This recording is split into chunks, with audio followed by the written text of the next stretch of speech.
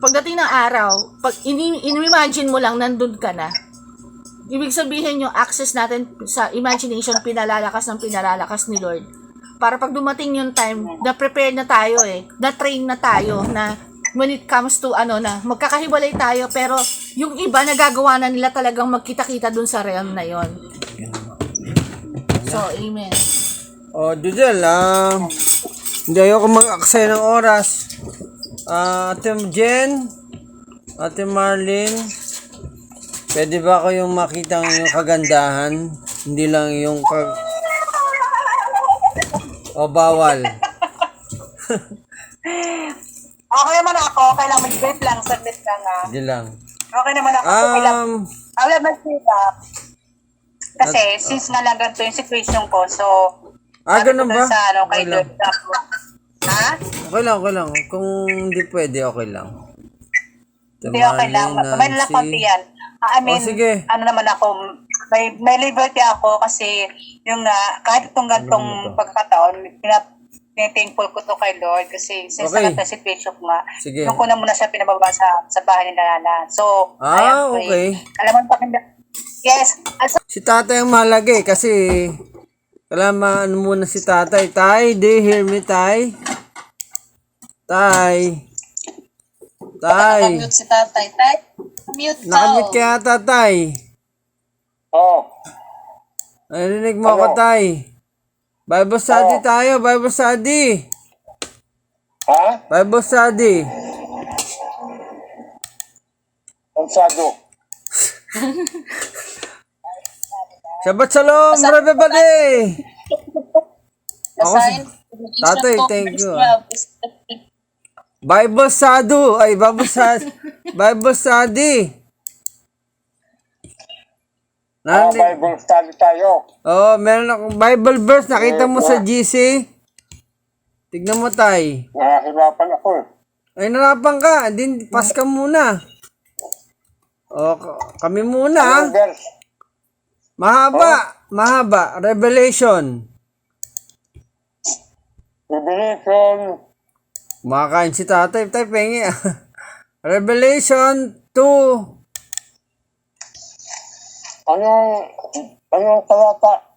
Teka. 2, 12 to 17. Revelation 2. Bakit ganito? Ilista mo sa blackboard. Gusto mo tayo lista ko?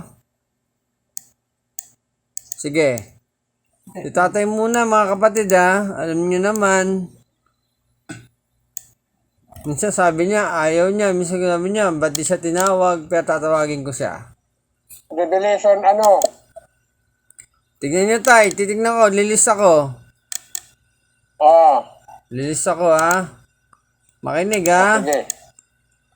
Di tayo nabubuhay sa tinapay, kundi sa salita ng Diyos. The kingdom of God is all about eating and drinking, but righteousness, peace, and joy of the Holy Ghost. 2:12-17. 2:12-17. 2:12. Magbasa mo? Sige. Amen. Ito muna, mga kapatid, ang gagawin ni tatay, babasahin niya ng isang lapat. Babasahin ko na. Basahin mo isang lapat, tapos pwede ka nang mag-mute tayo afterwards. Babasahin ko na. Number 12. At sa anghel ng iglesia sa Pergamo ay isulat mo. Ang mga bagay nito ay sinasabi ng may matalas na tabak na may dalawang talim. Nalalaman ko kung saan ka tumatahan sa makatuwid bagay sa kinaroonan ng luklukan ni Satanas at iniingatan mong matibay ang aking pangalan at hindi mo kinakaila ang aking pananampalataya kahit ng mga araw man ni Antipas na aking saksi, aking taong tapat na pinatay sa gitna ninyo na tinatahanan ni Satanas. 14.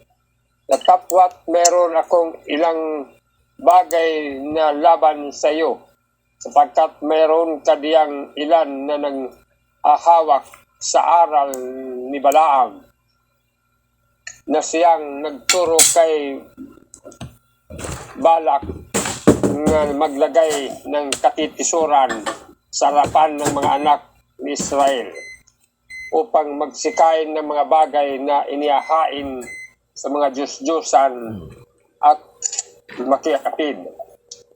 15. Gayon din naman na meron kang ilan na nanghahawak sa aral ng mga Nicolaita. 16. Magsisi ka nga, o kung hindi ay madaling pariyan ako sa iyo at babakahin ko sila ng tabak ng aking bibig. 17. Ang may pakinig ay makinig sa sinasabi ng Espiritu sa mga iglesia. Ang magtagumpay ay bibigyan ko ng manang natatago at sa bibigyan ko ng isang batong puti at sa bato ay may nakasulat na isang bagong pangalan na walang nakakalam kundi iyong tumatanggap. Amen. Maganda sinabi ni tatay. Anyway, pwede mo pa okay na tay, pakimute mo na. Pakibasa sa ako na lang. Tapos tatawagin ko na isa-isa. The English. And the angel of the Lord of the church of Pergamos writes, these things we have the sharp two-edged sword. I know your works, where you dwell, where Satan's throne is, and you hold fast in my name. And you did not deny my faith, even the days of the Antipas, was my faithful martyr. Was killed among you, where you Satan dwells, but I have few things against you, because you have these things who hold the doctrine of Balaam, who taught Balak to put stumbling block before the children of Israel, to eat things sacrificed to idols, to commit sexual immorality. Thus, you also have those who have the doctrine of Nicolaitans. These things I hate. Repent, or else I will come to you quickly. I may fight against them with the sword of my mouth. He who has an ears to hear, let them hear what the Spirit says to the churches. To him who sits overcome, I'll give the hidden manna to eat, and I will give him the white stone, and the stone, a new name written which no one knows except the one who received it. Okay, what's the title of our church? Church of ano daw to? Sino mga kapatid? Church of Answer me please, anyone. Church of ano to? Pergamo? Pergamos. Another term in English. This a what? A comprehension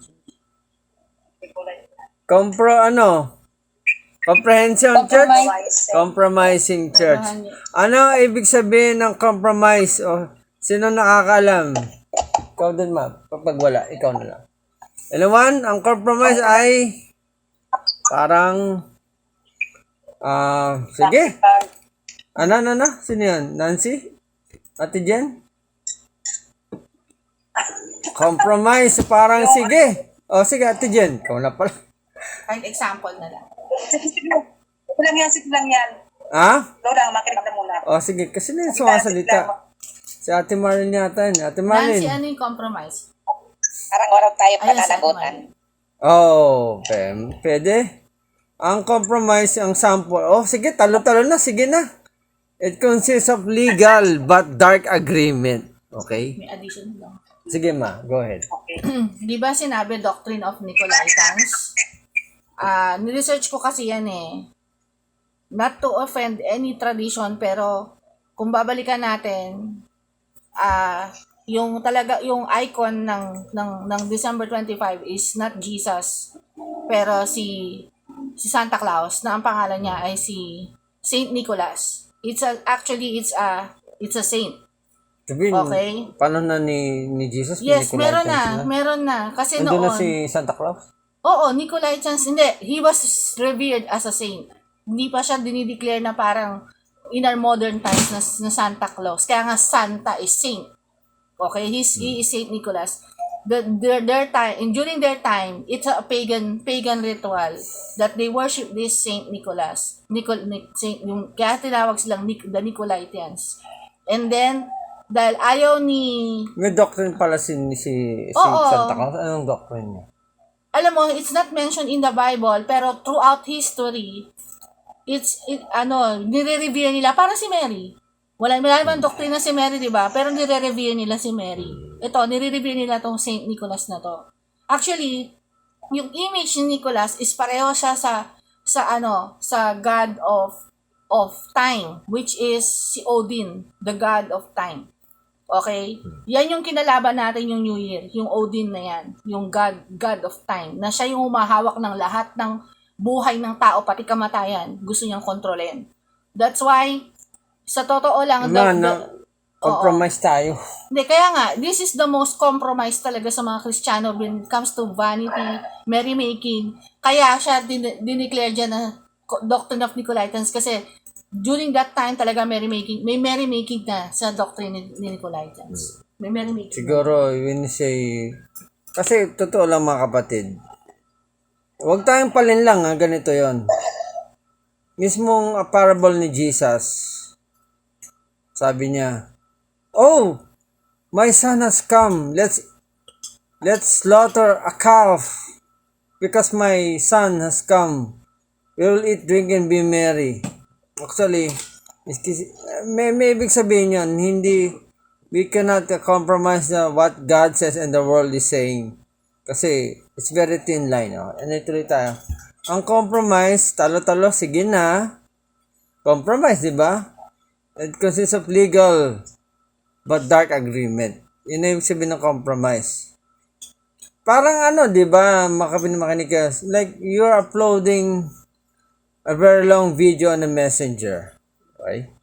Mahabang video sa messenger upload. Pero ang problema, sa sobrang haba, naipasok mo, na-upload mo, pero na-compromise yung quality, di ba? Tama ba? Ganon.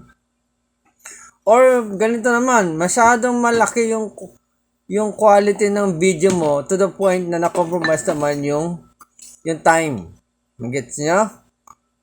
Yun ang sabihin, another term for compromise. Pero ikaw sa biblical compromise ay parang legal, consists of legal thing but in a dark agreement. Diba? Again ba? Yung compromise kasi, you're not supposed to be there, but you're there. That's why nagkaroon ng dark agreement. You agreed to something na hindi ka dapat supposedly nandun, pero nandun ka. Tanong ko mga kapatid, ayoko nang nakikinig lang kayo gusto ko magsalita kayo. Kahit na gusto ko lang, what are the things of this world is legal to the eyes of men, but sin in God? Anyone can give an example? Baga legal sa mata ng mga... Parang yung, kapag ng Christmas party, ako, may part, di ba? Kahit ayaw mo, talaga makompromise talaga dahil yung mga kasama mo, iba yung tama ka. Nila, di ba? So, yun talaga. Kasi, maano ka tayo makompromise ka kasi, minsan lang to, ganito, di ba? Ang dami lang, kahit within your heart, alam mo marin naman talaga. Merong actually ito, Jen. Tama ka, Jen. Meron din kasing part doon na nandun ka dahil tama sabi mo, dahil part ka ng kampanya, hindi ka pwede maging KJ. So, lalo na nangyari Nancy, di ba? Pero ganito yan mga kapatid, huwag kayong, do not be condemned, sabi 1 John 3:20. If a heart condemns you, God is greater than your heart. He knew all things. Sabi ko nga lang kanina, I didn't come here to take you out of this world, protect you, but I will protect you from the evil one. Okay, ako sasagot sa tanong ko. What are the things that is legal to the eyes of men, but sin to God? Sample na lang, yung gambling. Yung bang gambling pagkor is illegal sa Pilipinas o legal? Sino makakasagot? Yes or no? Legal o illegal? Legal sa Legal. ano ng gobyerno. Kasi Yes. they are paying the taxes and everything, di ba? Oh. But in the eyes of the state, it's a gamble. It's a gambling. Tama, Ah, ate. Correct, ate Jen. Another one is casino. Diba? Yeah. Or or Lotto. beer house. Ano? Yung loto. Loto. Oo, legal. Actually, minsan, dito to ka sa loto, Sabi ko, kaya tumaya ako, pero hindi ko pag-isipan mabuti. Parang ayoko kasi mako-compromise ka. Yun. Nandun yun eh. Yung legal naman eh. Pero may dark agreement ka doon, di ba? Yeah. Okay. Ganito yun. Halimbawa, kumaya ka sa loto, di ba? Tapos, biglang, na-prosper ka. So, paano mo i-declare yung blessing na yun? Galing ba kay Lord o galing kay Satan? Kasi, yung way of, the way you bless, di ba? Tama. Yun. So, medyo, kasi syempre, loto yun, di ba? As you Christians, di ba tayo Christian? Parang iniisip, kumaya tayo, tapos sige. nato tayo. So, paano mo i-identify yung nagaling kay Lord yung blessing na yun? Which is, in the first place, is, alam mo mali yun, pinanggalingan. Di ba? So, parang may blessing yun, di ba? Ganon. Parang, di ba? Parang Pero rin sabi ate ka- Jen. Di ba, iniisip ng tumaya sa loto. Pag nanalo ko, pamimigay ko sa mahirap to. Gusto niyo malaman yung spirit na nagtatrabaho Anyway. sa likod ng compromise. Compromise yun. Oh. Not only the compromising spirit, may ano siya ang tawag to, yung kasama siya, may partner in crime siya. No, dark agreement nga yun eh. Spirit of deception. Ka-partner in crime ni compromise. Kasi kapag nag-compromise ka, mga cloud, magiging malabo yung judgment mo at ang nagpapalabo nun, yung deception that you're not sinning. Kasi the spirit of compromise is one of the things that makes Christians go to hell. Oo. So, meron talagang prison cell ang Compromise. Kasi compromising ganito, church. medyo, ang sin kasi ng compromise, medyo hindi halata yan sa mundo eh. Totoo lang. Deception talaga. Parang, pero ingat tayo dyan, medyo hindi natin malaman kung masabing compromise o ginagamit ka ni Lord. Ewan ko, pero ito, kaya nga natin pag-usapan yung Church of Compromise o Pergamos, diba? Unti-unti na tayong papasok. Okay. Wait lang, kuya. Sige. Wait lang. Bakit? Minsan kasi, Buti naman, marami kang idea. Sige, go ahead. ang compromise sa isang Christians, binibigyan natin ng maraming rason yung gusto nating mangyari kahit alam natin na hindi yun ang kalooban ng Diyos. Yes. Aray din ako sa doon. Yan ang pinakamalaking kompromiso ng mga churches at saka ng mga anak ng God. When you want something to happen, pero alam mo hindi talaga yun ang kalooban ng Lord, pero nagre-reason out ka para maging legal lang sa paningin mo, yung hindi talaga pwedeng mangyari. Oo nga. Actually, madalas akong mahulog dyan eh. Compromise. Inaamin ko. Kasi yung compromise ng Mamaya sabihin ko. Kristiyano ka, tumaya ka sa loto, alam mo yun agad. Alam mo yun agad. Yes. Umpisa Pero pa lang. yung deep inside na konsensya mo na gumawa ka ng alam mong kompromiso, pero bibigyan mo ng rason dahil gusto mong yan ang mangyari. Yun ang pinaka-deceptive sa Sabi lahat. mo, tutulungan ko naman yung mahirap pag nanalo ako. Ewan ko, I don't know Bibigay naman ako. Kasi, Okay? we make things complicated eh. But God makes it simplicity lang talaga. Diba natin to? Oo. May magsabi pa sa'yo na, sister, halimbawa, isa siyang unbeliever and then, baka siya ng help mo. Sister, pwede bang pag-pray mo kasi tuwama ko sa loto pag nanalo ko dito? Ayos yung idea mo, Tijan ah. Pwede pag-pray mo naman, diba? Diba? Pwede nga rin din. Ito yun, nangyayari yun. Like maraming bagay yung Dati naman. alam niyo sa totoo lang, ang compromise sin, isa sa pinaka-hate ng God kasi nga, sabi, yung unang-una is, bibigyan mo ng katuwiran yung sarili mo dyan. Tama. Yan talaga yung pinaka-point dyan. Bibigyan mo ng katuwiran yung sarili mo. At pag nanganak na yung compromise sin, manganganak ng pride, manganganak ng lies, lahat na, basta sanga-sanga na yan. Sanga-sanga na, oo. Kaya kung iniisip ninyo na maliit lang ang sin ng compromise at saka mali kayo, masyado yan malaki sa Christian life. Naintindihan ko, Judel. Christian life.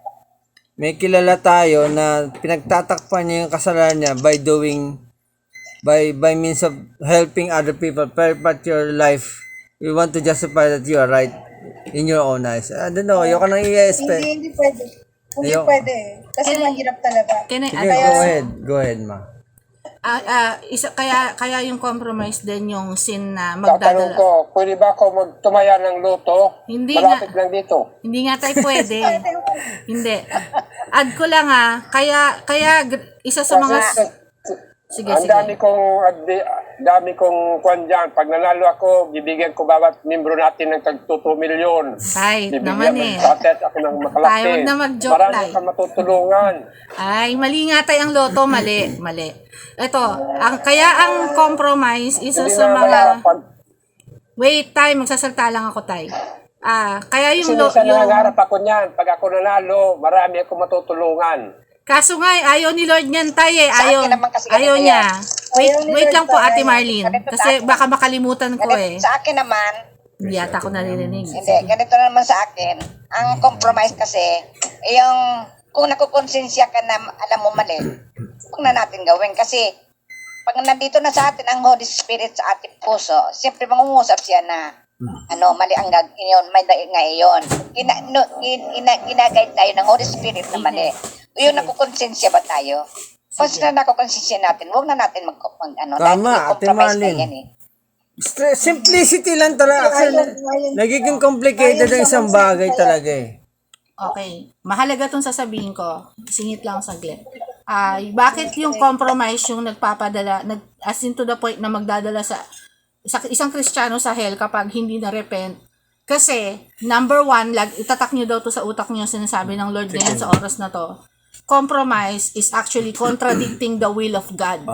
That's why talagang ayaw ng Lord yan. Hindi will ng Lord na nandun ka. Hindi will ng Lord na yan ang ginagawa mo. Hindi will ng Lord na, sorry maraming will si Lord na, Pag tinawag si Lord na pumunta ka rito, unless may narinig may ka. direktiba. Oo, may direktiba. Pero kung wala talaga, kaya nga tayo tinitrain na maging kagaya ni Kristo na kung ano lang naririnig niya sa Father, yun lang ang kailangan gawin. Yun yung ultimate goal natin, na maging kagaya ni Kristo. Kasi kung hindi ganon, you will be in the wrong place with the wrong people at the wrong time and you are not in the will of God, then hindi ka sasamahan ng Lord, then sinong kasama mo? Yan yung question dyan.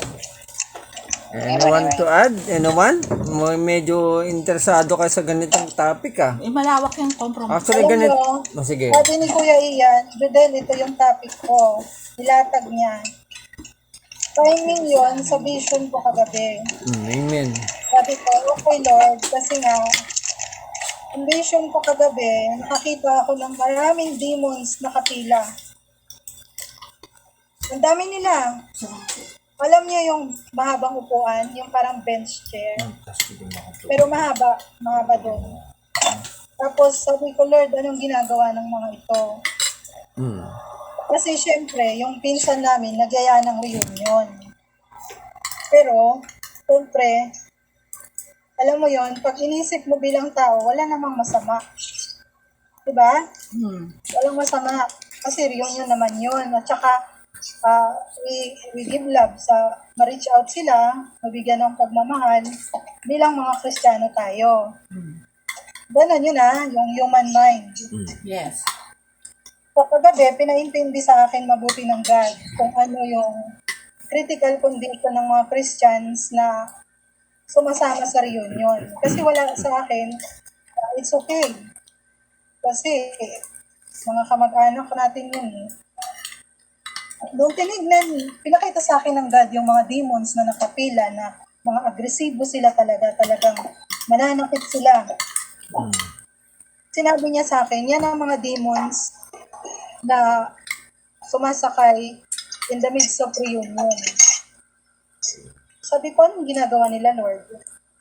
Sila yung gossip, sila yung cursing, sila yung compromised spirit, sila yung lahat na ng pwedeng pananakit ng emosyon ng tao at mentalidad. Sila. Sabi ko, bakit mo Lord ito pinapakita? Sabi niya, kailangan makita nyo to in other realm of the spirit kasi kailangan yung maintindihan mabuti na maraming napupol dito sa tradition na ito. This, sabi ng God, ang tawag dyan, tradition. So Yeah. kapag sinabing tradition, anong meron? May pagan God. Na Actually, nakakapit connected dyan. yung idea mo dito sa topic natin sa Church of Pergamos. Anyone like to add? Actually, No, kuya, hindi ito idea. Talagang hindi. vision ko I mean, ito na ano nakita pala. kagabi, na pinakita. Hindi, I mean, Ngayon, tong topic sabi ko, natin. Sige. Sabi ko, Lord, anong connection nito? Sabi niya, once na yung mga taong Kristiyano, kumagat dito sa tradition na to, tapos syempre uuwi silang sugatan. Kasi mga Christian sila eh. Makikita nila yung burden ng bawat isa. Makikita nila how each other doesn't really love. Amen. Diba? Shalom. Kundi backbiting. Diba? Backbiting, May kung tama yun. Though may mga love na may pinapakitang love, pero yung unconditional love is hindi naman talaga pure love. Kasi pagdating nandoon yung mga pride, pataasa na yung anak ko nakakuha ng ganito, yung ganito totoo kami, yan. may na-save kami ganito, may luxury car kami, o kaya ay, mas mataas ako sa kanila kasi ganito. Parang naalala ko rin ninyo, ma. Ano ko? Fidel, right, Fidel. Wait, Fidel, ask ko lang, it's the same with class reunion, ganyan. Mga gathering na ganyan, pareho din ba yan? Yes. listen, Ate Jen, listen. Ito ay tinutukoy in general. Lahat ng klase ng reunion. Lahat. Amen. Yes. Alam mo, Fidel. ibig sabihin ng reunion? Reuniting. Diba? Fidel. Wait lang, Ate Marlene. Pause mo na. Reuniting. Namnamin niyo muna. Pag sinabing reuniting, nakikiisa kayo. Tama ako? Ma'am. Alam niyo, ilang years nang nagyaya yung mga mahal ko sa buhay. Gusto kong pumunta bilang human. Pero nabagaw talaga yung flesh at saka yung spirit. Lalo na, pagdating sa asawa ko, na wala naman siyang problema sa mga kamag-anak. Sige, pumunta ka. Supported ka. So, yung problema nga, yung tinatawag pala na sinasabi ng God sa akin kagabi, there is something he doesn't really understand. The deep meaning of the reunion is reuniting. Ibig sabihin ng reuniting, you are enticing the spiritual realm dahil mga Kristiyano kayo, you are engaging into spiritual realm. So kung ano yung ties nun, mataties sa'yo, every soul ties will tie up together na naman. So yung mga pinagtatanggal natin soul ties will bring up and ties up together ulit. Cycle din. At ayaw ng God mangyari yun sa ating bilang mga Christians. Hindi na pwede. Tapos, so ibig sabihin, kung ano yung curse na nandoon sa tao, dahil naka-entice ka sa kanya, magpa-close sa'yo. Kung ano yung negative words na sinabi ng tao, magpa-close sa'yo. Kasi enticing eh, nakaisa ka doon eh. Naka-reunite ka eh. Tatay, mute ka tayo. So, imagine niyo sa spirit natin ha. When we are attending the gathering of the saints sa Cuneta, anong nagpo-flow sa atin pababa? Siyempre, ang spirit ng Lord. Anong nagpo-flow sa atin pababa? Yung Holy Spirit, yung flow. What do you mean flow? Flow, Okay, kung ano. So, ibig sabihin, kung nagre-reunite tayo sa carnality, anong magpo-flow sa atin? carnality as well. Carnality din. Oh, we cannot say na, we are filled with the Holy Spirit. So, pag pumunta ako dyan, filled pa rin ako pag-uwi. Is it really true? Daw sabi ng God kasi nakita ko nakalinya eh. Nakalinya talaga yung mga demons. Bukod pa yun sa mga nakasakay sa relatives natin. Itong mga demons na to, yung mga atake pa. In general to. Tama. So, pero yun talaga yung nakita ko sa God. Salamat, Judel. Malawak ang word na compromise. Another thing na nagkasala talaga ako kay Lord. Naamin ko sa business ko. Lalo Judel, yung tipong nahuli ako ng MMDA. After ang hirap singilin yung lisensya. Nag-compromise talaga ako. Inabat ako na lang, kuya. Hindi ko naman sinasadya. Huli mo ako. Pero nakita ko na parang over na sila eh. Kasi biro mo, ganito ang nangyari. Alam mo yung van, di ba, Judel? Yung malaking van. Minsan, pag nasa likod ka ng van, natatakpan yung traffic light eh. Sa taas niya eh. Sa pagdating sa likod ko, hinail ako. Sabi na ako ng MMD. Bakit, sir? Red light, beating the red light. Boss, di ko makita. Sensya na kayo. Natatakpan ng matas. Parang, I don't know kung... Kasi, ano naman eh, yung dating ng traffic is stiffy. Hindi siya tuloy-tuloy eh. Well, anyway, what make it short, ayoko na mahuli. Kasi, pag nahuli ako, gusto ko maging madali eh. Gusto ko bayaran na lang eh. It's a compromise. Ang hirap. Actually, hindi ko sinasamantala ang grace ni Lord. Kasi, when I say abounds, the grace abounds. Actually, it's a small thing eh. It's a small thing of compromise. Pero bilang Kristiyano, you become sensitive to sin eh. Yun ang kaganda sa ating mga saints. We are so much sensitive to sin. And not to condemn ourselves, but you are different from the world. Hamantalang tong mundong ito, what's going on with you? Overacting ka naman pa sa atin. It's a joy of conviction. It's not condemnation. Sige ma. Kasi we are called to be spotless and blameless. Oh. So kahit maliit lang na compromise, it's still sin. You're so broken before God. It's a blessing. You're so broken before that sin. Kasi, nakumpara mo na sarili mo nung dating sa mundo kayo, di ba? You have the joy of the Lord. At the same time, joy of the fear of the Lord. Okay. Mayroong lang revelation din sa akin. Judel lang nasasalta ka sa... Actually, noon pa ako talaga may heart na ganon. Na when it comes to reunion, naka-feel talaga ako ng there's a sense of malaking battle every time na pumupunta doon. Kaya, simula nun, nung nalaman ko yung compromise nun, I really pray to God na makawala talaga sa mga ganon. Kasi, there's something na pag umuwi ka, ang heavy eh. Ngayon, number one kasi kung bakit nire-reveal ni Lord ng mas detalyado to sa atin. Kasi although alam natin in our everyday life, alam natin yung mali. Pero kasi ayaw na ng Lord na sin na to dahil tandaan yung may judges sa 7 churches. Hindi compromise church. Kaya ibubuhos tong judges na to kasi sa Revelation siya nakasulat, no? So, we are in the revelatory time. Ika-third church siya. Oo, nasa Revelation time tayo. Take note. This is the Revelation moment. Book of Revelation. Actually, ngayon lang nagturo ng Revelation. This year lang. Medyo sensitive siyang topic kasi dito talaga, lahat ng aspeto ng buhay natin, magkakaroon tayo ng checking kung saang area tayo nakakompromise kasi hindi nga dadalo yung buong presensya ng 7 spirits of God sa atin kung may natitira pa tayong kompromiso at hindi nare-repent. Kasi yung compromise, when you are, tinapik na rin ni Judel, ang na-experience ko sa reunion, sorry to say, yung iba malilinis talaga yung intention.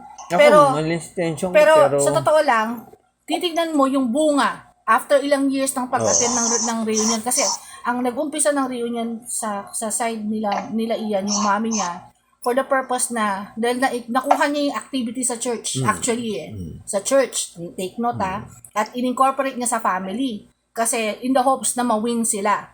Pero kung titingnan mo all throughout the years, meron na win. May na-win, pero I mean, hindi siya in a massive way.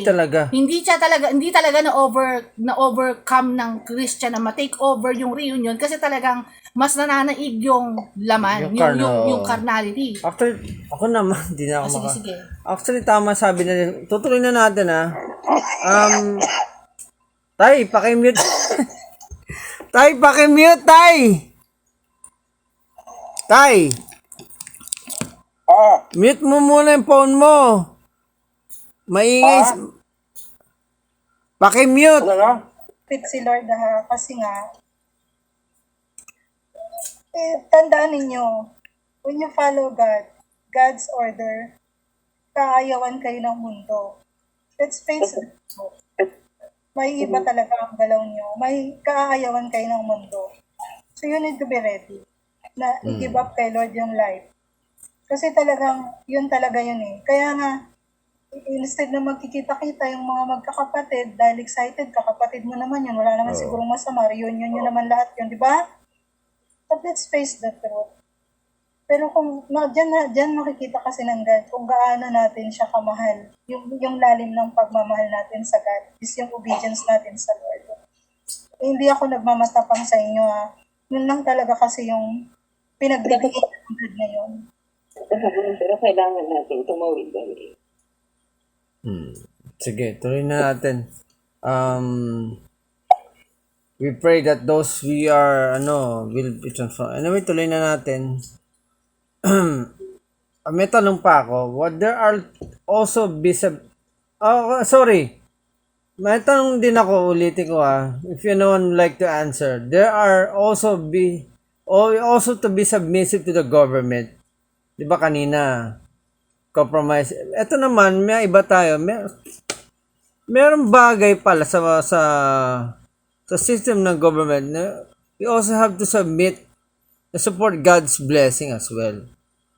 Alam mo ano yun is one thing is the right amount of tax. Diba? We have also, kasi diba, kung minsan ng sinasabi ng mundo, dinapit natin yan na i-embrace, diba? When it comes to government system naman, diba sabi natin ang gambling ay legal o pagkor legal sa mundo, pero in the eyes of God, it's sin, diba? Pero meron namin bagay, I'm not trying to twist here meron bagay na kailangan natin sundin ng gobyerno, which is also we have to give our tax. Diba? Mati Marlin, andyan ka? Amen. Kasi pag di ka nagbayad ng tax, kasi, wag kayong malito Si Matthew is also a tax collector, but he is abusive tax collector to the point na parang ni-enslave nila ang tao dahil sa tax. Sumobra siya parang naging corrupt si Matthew, kaya tinawag ni Lord si Matthew. Ate Marlene, siya pakibasa nabasa mo? Romans 13, 1 to 3. Roman 32. So, 3. Okay? Sige. Okay natin. Okay, basahin mo. Ano ba ito? Wait lang. Tapos, Ate Marlene, di ba 1 to 3 mo babasahin? Tumalong ka sa 7 after ng 3. Nagets mo, Ate Marlene? Pagkatapos mo ng 3, tumalong ka ng 7. Nagja-jump ka. Sabi ko, jump para. Ito, Ate Marlene, teka, bago ko sabihin, hindi ito part ng compromisers, but I'll tell you, you also be submissive to the government. O sige, Ate Marlene, go ahead. Okay. Sige na. Okay na. Tagalog lang Sige lang. Ang bawat tao ay dapat pasakop sa mga pinuno ng pamahalaan. Okay, malinaw yan Pamahalaan. Walang pamahalaan na hindi mula sa Diyos. At ang Diyos ang nagtatag sa mga pamahalang umiirap. Amen, that's Kaya true. nga, ang lumalaban sa pamahalaan ay lumalaban sa pinakda ng Diyos.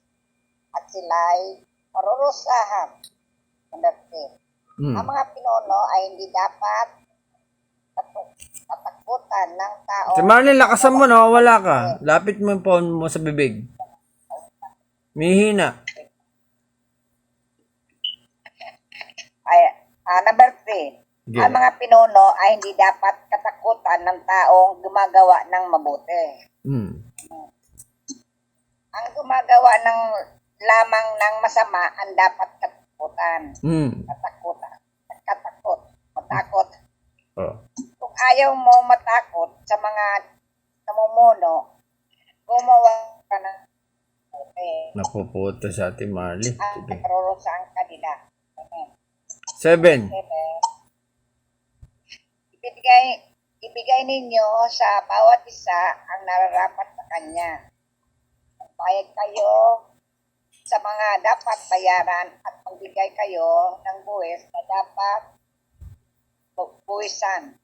igalang ninyo ang dapat igalang at parangalan ninyo ang dapat parangalan. Ang emphasis ni Ate Marlene sa English, render therefore to all their due taxes, to whom taxes are due, custom to whom custom, fear to whom to fear, honor those who have him honor. So, hindi part ng to compromise kasi, di ba, ni-stress out ko yung government minsan, di ba? Ang pangit ng tingin ng gobyerno ng mga tao ang pangit tingin ng mga tao sa gobyerno ngayon eh.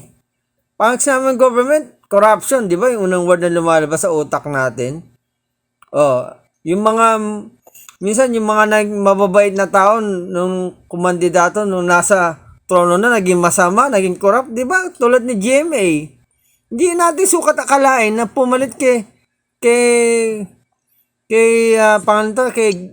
Erap, di ba? Na si Erap na impeach, di ba? Sino pumalit? Si Gloria Macapagal-Arroyo. That was time na vice president siya at dahil excited siya na maging presidente at lumalabas pa nga siya ang mas corrupt pa kay Erap.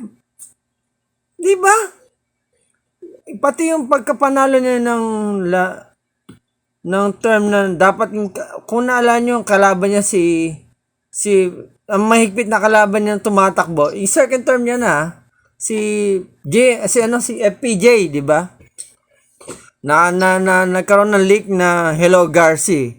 So nakita mo minsan, ang government ay hindi nagiging maganda ang tingin ng tao eh. Kasi it's a form of pag nahawakan mo yung pera, parang yung opposition parang hina-hina nila kasi ikaw ang panalo eh. Alam nyo, in every government, every winner there's also an opposition. Kasi kung ang gobyerno ay gobyerno lang, walang bibigyan sa kanila kung gumawa silang masama. May opposition lagi yan. May mga tagasangga ng ginagawin nilang mali. At titignan ng expose ng tao, ng government at ng opposition. Ano nangyari sa ng nanungkulang gobyerno. Kaya nga may opposition yan eh. Yung mga natalo, they have to oppose. Kaya nga, iba sa atin eh. Parang di ba yung democratic country tayo. But hindi tayo tulad ng Amerika na what form of government they are ma? Pag nanalo si Donald Trump, yung lahat na nakupo pababa, panalo din. Ang tawag doon? Republic. So, kila Nancy, yan. Sa Amerika siya, alam niyo yung nangyayari dyan. So, ibig sabihin nito, to make it clear, we have also be submissive to the government. We also pay taxes. Kasi will ni Lord yan eh. Kung less mamatay yung bansa natin, nagkakaroon na ng pangit dahil corruption eh. Ang pangit ang tingin natin sa government. We are here to pray for our government. Lalo na nga na ang gulo-gulo. Lord, forgive us. Ito, another victim compromise. Si Risa. O si Janine ma. Walang kinalaman sa past nyo. Kung may kilala si Risa na kaibigan niya, nasa Summit Media. Summit Media consists of FHM, magazine. Anong magazine? Tell me mas specific. FHM. Ano yung FHM? Di ba? For Him Magazine. K-Zone. Ano pa? Smart Parenting. Actually, nagkaroon ng compromise si Risa doon. Pero, unang banda yun kasi we're naive Christian. Ang nauna na rito nag-went out, nag-exit si Janine. Sinabi ni Lord kay Janine, mag-resign ka dyan. Dahil nako-compromise ka. Gawa ng mundo yan. Noong time yun, okay pa siya. I'm not trying to make it whole na masama siya. Also, sumunod natin ang asawa ko kasi hanggang sa nalugi tong magazine na to. Mag-aari nito si Gokong Wei, yung may-ari ng Robinson. They were compromised, although kasi yung main work nila, lalo na kay Risa, which pangalan pa naman ng ginagawa niyang magazine, ha? Yung pambata, which WITHS, yung as in mangkukulam yun. Pinaganda lang kasi ang cartoon ginawa niya ng social yung mga, di ba? Parang Harry Potter, ang ganda eh. Parang Harry Potter lang yan eh, oh, di ba? Pinaganda niya yung masama. Kaya nga sabi ni Isaiah, You make things good, bad, and bad things good. Anyway. Sa compromising, bago tayo tumungo, medyo na. Who are famous Bible people did the compromise? Anyone here? Napakasikat niya. Sa New Testament lang. Sa Gospel. Sino nakikita niyong gumawa ng compromise kay Lord? Sino? Sagot! Anyone? Nancy? Tijen? Kilala niyo yan. Hindi ko Kilala niyo yan. Sino nag-compromise kay Lord? Sinong nakikita niyo na naging word na taong nag-compromise sa buhay ni Lord? Judas. Correct. Judas. Bakit? Anong ginawa ni Judas? Ano siya? For the price of 30 dinar? Hindi, 30 something. Ano Silver. ba yun? Is it silver or what? Silver. Mas malaki yun. Mas mahal yun. Sa Old Testament may kilala ako. Yung denari, ordinary lang yung silver, malupit. Mahal yun. Si Samson pa sa Old Testament. Tama. Actually, tinanggal ko nga rin dito kasi yung tama kasi si Samson, nag-compromise siya na mahalin niya. Si Na Peter. in love siya. Si Peter, sige, anong ginawa ni Peter? Tell us, Judel. Kasi dininay niya si Lord 3 times eh. Para umayon sa kanya yung proud, di ba? Actually, Protect himself. actually, yung pinakamatinding ginawa din dito, sabi natin dyan, si Judas Iscariot. Pero, behind that, mga kapatid, ito medyo hindi natin matanggap eh. Yung nangyari pala kay Judas, el will ni God. Hindi natin kay-questionan yun. Kasi, parang minsan, di ba, eto mga kapatid, nung malalim ako sa Bible, minsan totoo lang marami akong question na lumalabas eh. Bakit nyo ganito, Lord? Bakit nyo ginanito? Bakit nyo marami. Pero, Lord, I will still submit to you. Actually, si Shadow eh. Si Shadow marami din. Ate dyan? Sobrang sad lang nung nangyari kay Judas, no? Nung ginamit siya Lord, pero sobrang condemnation naman nangyari sa kanya. Diba? Hindi ko, actually parang si Shadow rin mismo, Ate Jen. Lord, sabi nyo, ang natin is pre-tribulation. Bakit, di ba? Sinabi pa niya yan. Hindi niya kinaya pero Hindi niya kinaya. Pero kung nag-repent siya, masisisi. Actually, I don't wanna take that topic kasi mas blessed tayo kasi nasa grace tayo eh. Totoo lang, kung nasa time tayo ni Lord, nangangapa tayo eh. Ito bang totoo na Messiah? Ito bang false Messiah? Kasi wala pang Bible nun, wala pang kinita na sa atin ng Biblia. Ito ang katotohanan. Nasa harap mo na. Wala pang Holy Spirit. Yes, to the Holy Spirit. Actually, connecta na to ng mga scholar, inspired by the Holy Spirit. At babasahin na lang natin, tatanggapin natin na siya ang Diyos. Di ba? Di ba, sabi natin, gusto ko ng time ni Lord, nabuhay sana ako, who knows, baka ikaw sa mga ligsa sa Kanya, di ba? We must be thankful right now because we should be thankful all the time. After, we should be thankful because it's already written here eh. It's God's inspiration. Every scripture are God's breath. Ready for correcting, teaching, rebuking, exhorting with great patience and careful instruction. Sige, Riza. Sabi ni Lord, be of good cheer. I have overcome the world. The best thing na pinanganak tayo sa season na to, the Lord has promised to Enoch na ito yung generation that we will not fail God. Although pinag-usapan natin tong compromise, hindi tayo dapat malungkot kasi we will overcome dahil tayong generation na makakalampas dito sa pagsubok na to sa mundo at nakakayanin nating hindi mag-compromise because we are destined to be born in this Okay. generation. Gusto ko lang stress out sa inyo mga kapatid Yung pagkamatay ni Jesus, ang pagpatay ng Roman sa kanya. Pakibasan, ikaw na lang Nancy. Can you have the Bible? Isaiah 53:10. I'm so stunned. Alam niyo to eh. Isaiah 53:10 eh. Basahin mo ng medyo malakas kasi Pinanghawa ko Isaiah itong 52. 3:10. Pinanghawa ko itong verse na to hanggang sa makita ko siya. Marami ang question kay Lord. Sabi sa Bible, hindi, kung ang Bible na isulat na ng marami ay hindi kasi sa mundo, ika nga ni John, di ba? Sige. Again, Nancy. Isaiah 53:10. Singit lang to, hindi kasama to sa ano natin. Pero, I have to show this to you. Sige, Nancy. Yet it pleased the Lord to bruise him.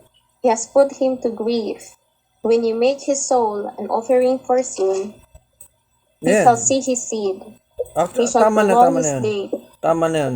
The Lord shall put Oh. and Ulitin ko ito, bayro mo Yet it pleases the Lord to crush him, in other term. It pleases the Lord to crush Jesus.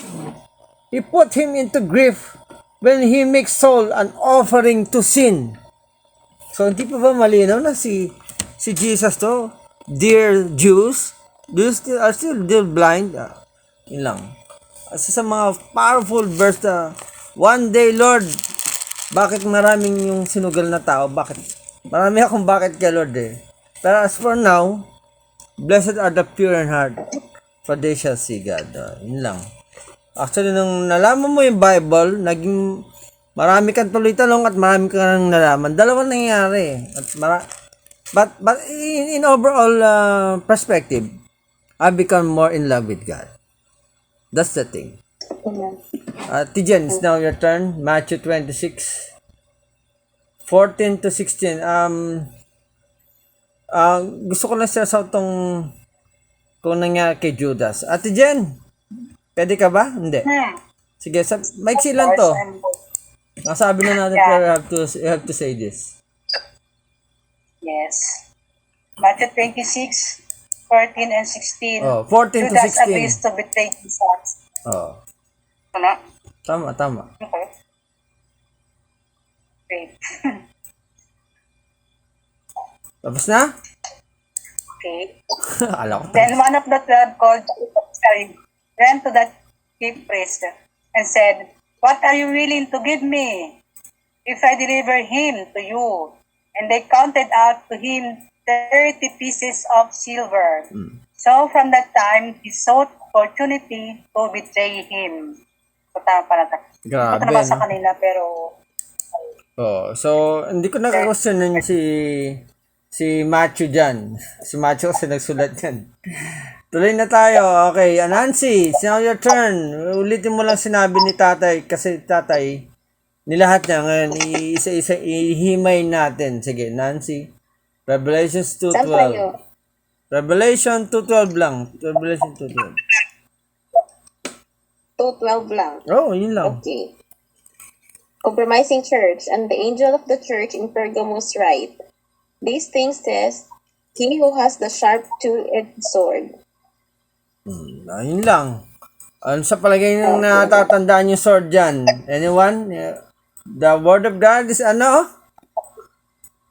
It's like a word of two-edged God, like the word of God is like a double-edged sword. Yun.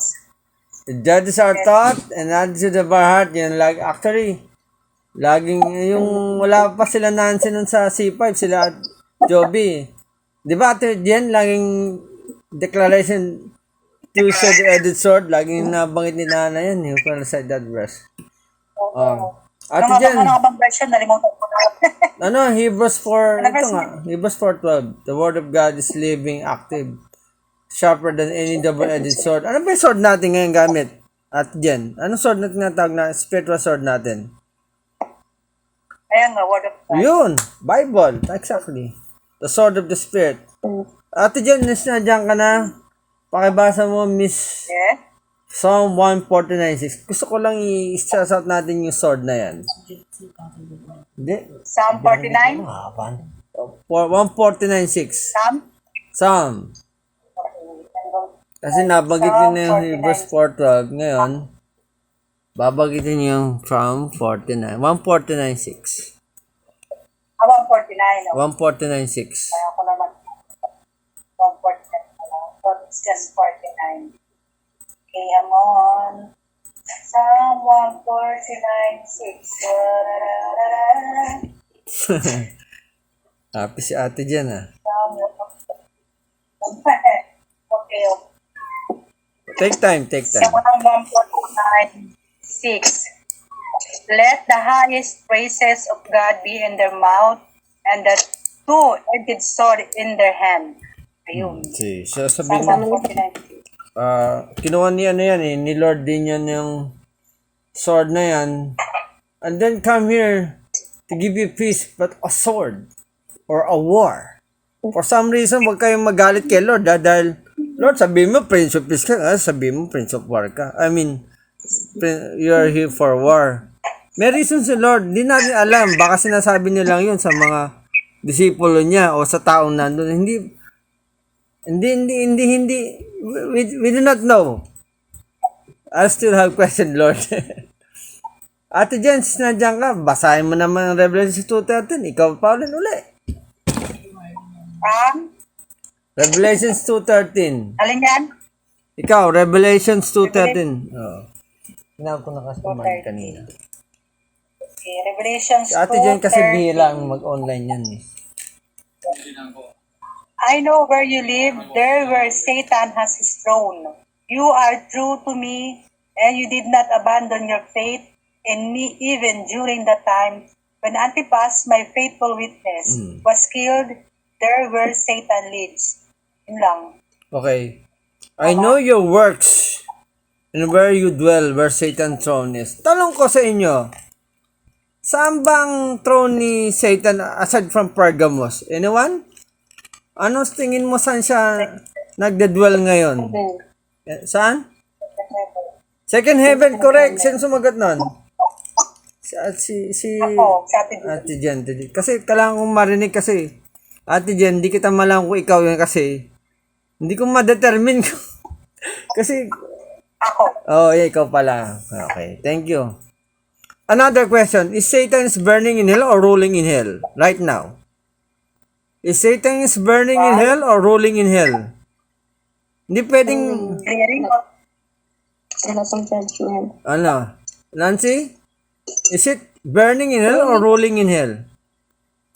Ruling. Ruling. Wala pang Kasi, judgment. wala pa siyang judgment, sabi ni Lord.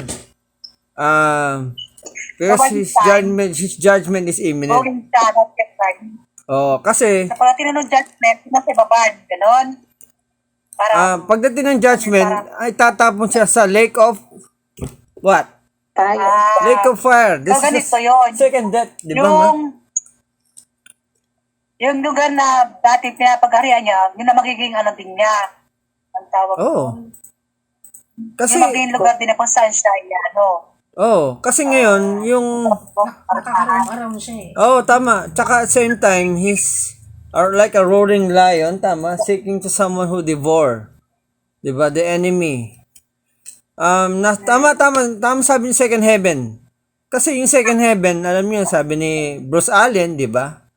Kung saan nagkaroon ng battle ng angels, di ba? But also, Satan's domain at the same time. At the same time, kasi, inangkin niya ang second heaven, at the same time, siya nagdo-domain doon. At doon yung ginagamit yung battle. Kaya nga sinasabi sino yung matanda namatay, ma? Sa Australian? Sino yun? Si Neville Johnson. Yung bang prayers daw natin, kapag sincerity, nagpe-penetrate daw yun from second heaven toward third heaven. Naging beam of light daw yun, sabi nakita na sa vision ni Neville Johnson. Minsan nabablock ang prayer natin for many reasons. Sa second heaven, binablock na. So, hindi na makapenetrate sa third heaven. Inasabi nila, just being hard like a child. Naniniwala sa mga tinawag ni Lord talaga. Actually, kailangan ko nang tawagin si Judel. Judel, are you available? Revelation 2:13, please. Kung wala, si Ate Marlene naman. Si Judel, thank you. 2:13. Judel, sorry, 2:13, pero banggitin mo na yung sinabi sa ni Ate Jen eh. And you hold fast to my name. Simulan mo Revelation 2:13. Pero, bagitin mo na sa hold fast to my, kasi sinabi natin din yung unang part ng 13 eh. And you hold fast to my name. Nakita mo? Wait. Sa loob ng 2:13, and you hold fast to my name. New King James gamit mo ba?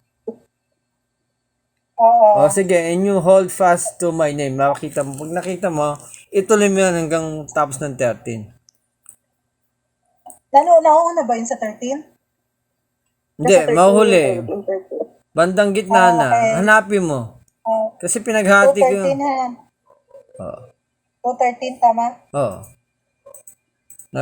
Basa I mo know yung... your work and where you dwell, where Satan's throne is, and you hold Yan. fast to my name, Sige, tuloy mo. And did not... and did not deny my faith, even in the days in which Antipas, my faithful martyr, who was killed among you, where Satan dwells. Okay. Thank you, Judel. Sabi din Judel, Okay. hold fast to my name. Si Lord, diba? Sino tinutukoy? Si Lord, si Jesus. Si Jesus nagsulat ito, si Jesus nagsabi nito, sino nagsulat nito? Si Apostle John, diba? And did not deny my faith. Did not my faith or your faith? Okay, even in the days of which Antipas was my faithful martyr, okay? Eto na, was killed among you where Satan dwells. These verses were found the ultimate test of faith. Okay? Announcing Jesus is the Lord as the last breath of hope. These are the martyrs holding verse. Tandaan nyo mga kapatid ha, itong babanggitin natin. Ito, ang verse na to ang pinanghawakan ng mga martyr on the day of execution. Jodel, sorry, ikaw pa rin. Banggitin mo 2 Timothy 2:11-13. Pasok. Ito ang ulitin ko. 2 Timothy 2:11-13. Ito ang verse na pinanghawakan ng mga martyr. Bakit ko nalaman? Sabihin mo, Jodel. Actually, sinabi ni Sado yan eh. Pero, This is faithful singing. Tama? 2 Timothy 11. Puntahan nga kita. Teka nga, baka magkamali ako. This is a faithful saying. Okay. Kala ko sining eh. Saying pa. For if we die with him, we shall also live with him. Yeah, wow. If we endure, we shall also reign with him. Okay. If we deny him, we also deny us. If we are faithless, he remains faithful. Okay. He cannot deny himself. Pag binasa mo to, malilito ka eh. So, saan ba ako side dito talaga, Lord? Tataboy mo ba ako o ganito yan? Ulit ko sinabi mo ha. Wait lang yan wait lang. Sige. Wait lang yan. Ito since na itong, tingin ako dito sa Bible ni Nana na binigay sa akin. Luma niya, di ba? Ang nakalagay ito sa Bible ni Nana is, yung lahat ng verses na yon ay kanyang tawag dito yung nirap up sa isang word. 2 words actually, art of dying. Wow. May sulat pa ni Nana. Sunod, Ate Jen. Art of Dying. O nga, no? Sino to? Totoo yan. Si Lovely ba to? Ay, si Lovely ata to. Si Ate Jen. Ate Jen. Ayan na. Oo nga, no? The Art of Dying. Art of Dying. Dying to self. Actually, may kinalaman talaga sa martyrdom yan eh. Thank you, Ate Jen. Sabi ni Lord dito, si Paul, pero pinangalan sa pangalan ng book ng Timothy Hindi si Timothy nagsulat dito Si Paul na nagsulat dito. Para pinangalan niya lang kay Timothy. Sabi niya, we are faithless, but he remains faithful. Sometimes we are doubtful for his. Sabi niya, I will never leave you. I will never forsake you. Diba? Pag tinignan niyo yung character, died, lived, endure, Reign, deny, faithless, faithful, himself. Ang natapos, si Lord pa rin. Actually, di ba meron buhay sa buhay natin na Meron talagang Oo. meron talagang point sa buhay natin na minsan, nadi-deny natin siya. Whether we like it or not, lalo na pagdating sa actions. Sabi ni Yung Lord, respond din natin. if we are faithless, yung faithless means also doubt eh. Pero parang, Lord, asang ka? Nandito lang ako, anak, diba? I remain faithful to you cannot deny yourself, sabi niya. If we die with Him, we also live with Him. If we endure, we also reign with Him. If we deny Him, also deny us. So, mga kapatid, napakalaga pala na wag nating i-deny ang Panginoon sa harap ng tao. Ito na. Ate Marlene. Ate Marlene. Pwedeng grow, Ate Marlene. Ate Marlene.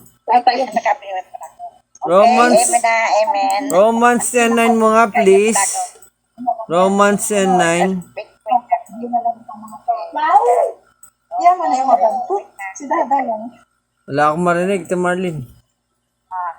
Romans 10:9.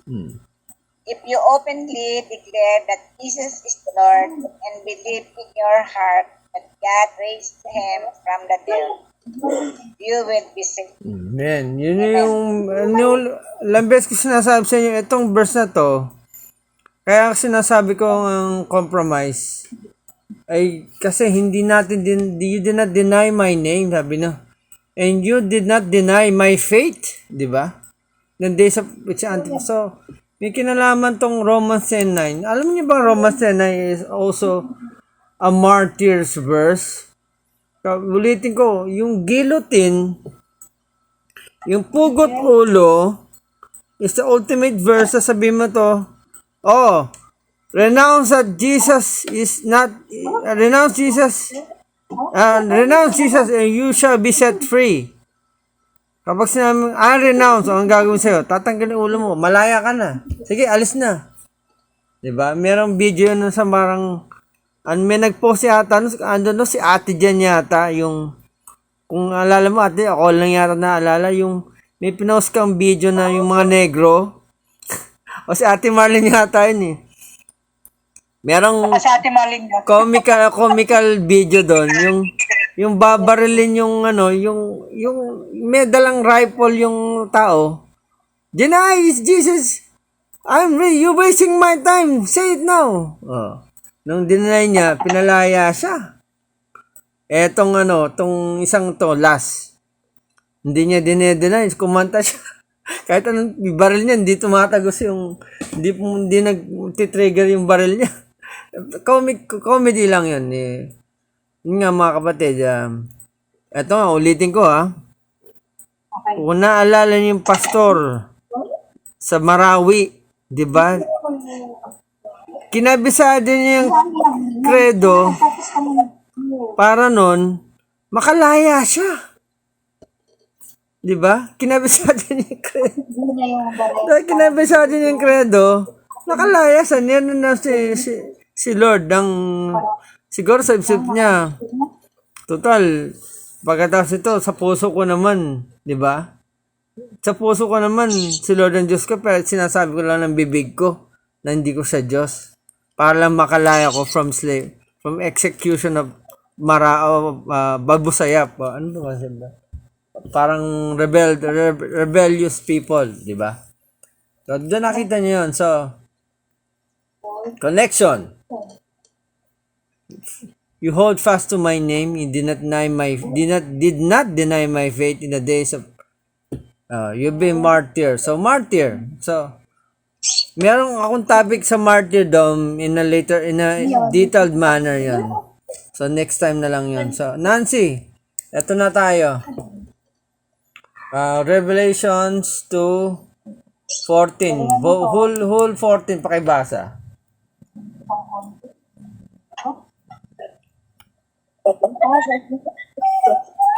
Alam mo na si Discarte? Ang hirap pa rin.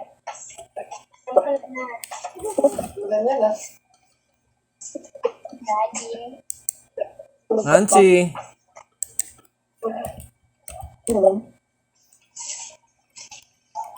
Nancy, it's your turn.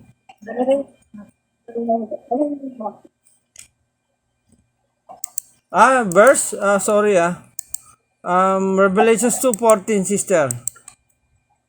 Okay, narinig po ako. Oh, narinig kita.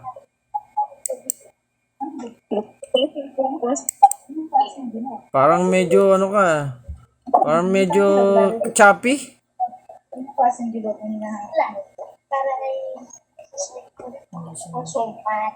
Malaki na liit. Nawala si Nancy, nag-reboot yata, no? Bukat dyan. Na? Okay na. Sige. But I have a few things against you, because you have there those who hold the doctrine of Balaam, who taught Balak to put a stumbling block before the children of Israel, to eat things sacrificed to idols, and to commit sexual immorality. Tuloy mo na hanggang 16 mo na pala, sorry. 15 to 15 and 16. Thus, you also have those who hold the doctrine of Nicolaitans, which things I hate. Repent, or else I will come to you quickly, and will fight against them with the sword of my mouth. Okay. Sino nakakalam ng story ng Balak and Balaam? Di ba lagi natin narinig yan? Alam niyo ba story na? Gusto mo kwento ko sa inyo? Yung Balak and Balaam, sinasabing kinikwento lagi niya ni Sado eh. Alam niyo ba story ng Balak and Balaam na yung kung bakit naging compromise si Balaam? Kasi mga kapatid, Sige, kuya. ganito story ng Balak. Yung time ni Moses, ni Joshua pala, nananalo yung Israel, di ba? Sa war. So, si Balak, isa king. King siya sa Moab.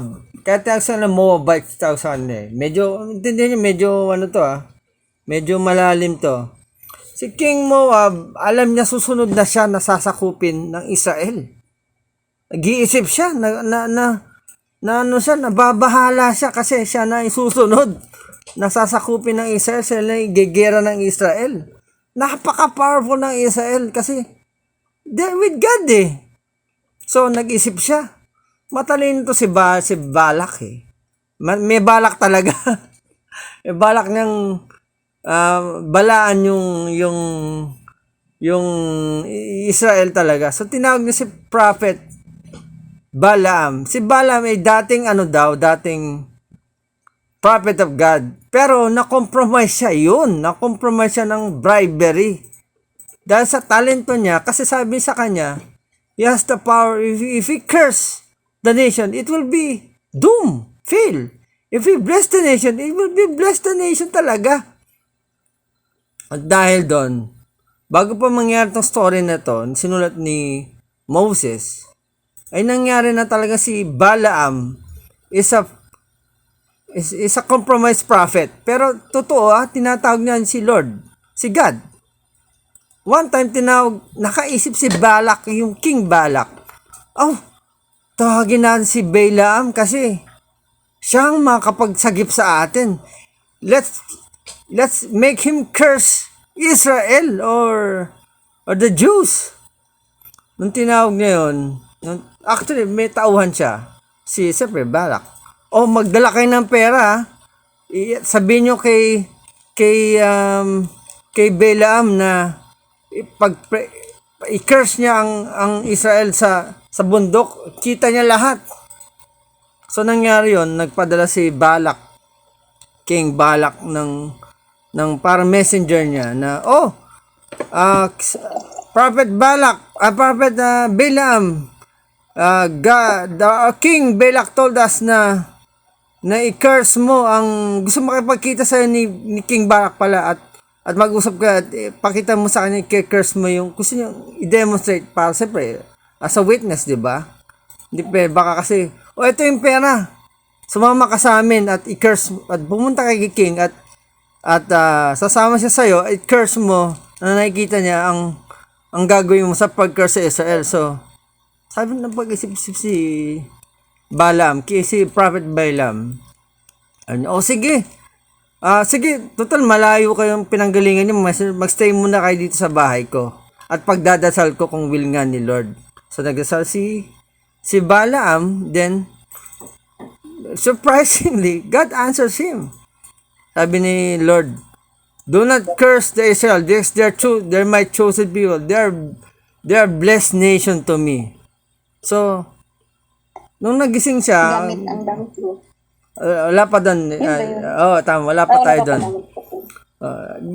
Kasi ang alam nilang natin donkey, pero dito. So ngayon, nung nagising, nung kinaumagahan, sinabi ni Balaam sa mga messenger ni Balak, sabihin mo, ayaw ni Lord, ayaw ni God na i-curse ko ang Israel. Bumalik na kayo. So, bumalik yung messenger at binalita ng messenger na sabi ni Balaam na hindi niya daw i-curse ang Israel kasi ayaw ni Lord. So, nagalit si Balak, si King Balak. Tinawag niya yung mas magagaling na tao, yung mas VIP ba, at nagdala ng silver coin at maraming pera talaga. So, second time around, may pumunta na naman sa kanya at sabi ng mga messenger, Balaam, kami ay main messenger ni King Balak. Etong mas malaki, kasi pinangmukha niya yung malaking pera niya. Parang treasure box ba sa laki na ng pera. At pumunta ka. At umulit uli. Sige, pagdadasal ko uli. Kung will nga ni God daw, nang ulit. Stay muna kayo dito. So, nung nag-pray siya, kinagabihan, sabi ni Lord, eto, nagugulat ka. This time, sinabi ni God, okay, come with this messenger to King Balak, and I will say what I would like to say to you. Be specific to my word. Nagulat sila. This time, sumama lang si Balaam. Si Prophet Balaam, sa messenger papunta sa king, di ba? Nagigets na susundan niyo ako? Nagigets niyo ba? Okay ba?